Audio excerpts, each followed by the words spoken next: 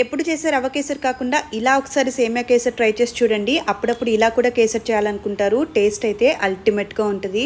ఎలా చేయాలో చూసేద్దామా. ముందుగా కేసరి చేసుకోవడానికి ఒక పాన్ పెట్టి పాన్ కొంచెం వేడైన తర్వాత ఒక స్పూన్ నెయ్యిని వేసి నెయ్యి కొంచెం వేడైన తర్వాత జీడిపప్పు కిస్మిస్లను వేసుకొని జీడిపప్పు మంచి గోల్డెన్ కలర్ వచ్చే వరకు ఫ్రై చేసుకొని తీసి పక్కన పెట్టేసుకోవాలి. ఇప్పుడు అదే పాన్ లో ఒక కప్పు సేమియాను వేసి సేమియాను కూడా ఒక 2 నిమిషాలు మంచిగా కలర్ వచ్చే వరకు ఫ్రై చేయాలి. సేమియా కూడా మంచిగా ఫ్రై అయిన తర్వాత ఒక కప్పు సేమియాకి 2 కప్పులు నీళ్లు పోసుకొని స్టవ్ ని సిమ్ లో పెట్టుకొని సేమియాలో ఉన్న వాటర్ అంతా డ్రై అయ్యి సేమియాని ఇలా చేత్తో పట్టుకొని చూస్తే ఈజీగా విరిగేంత వరకు ఉడికించుకోవాలి. ఇప్పుడు ఏ కప్ తో సేమియాను వేసామో అదే కప్ తో 2 కప్ షుగర్ వేసుకొని షుగర్ అంతా కరిగిన తర్వాత ఒక చిటికెడు ఫుడ్ కలర్ యాడ్ చేశాను. ఇది ప్యూర్లీ ఆప్షనల్, వద్దనుకుంటే స్కిప్ చేసేయండి. సేమియా సరిగ్గా ఉడకక ముందు షుగర్ వేసారంటే సేమియా గట్టిగా పలుగ్గా అయిపోతుందని గుర్తుంచుకోండి.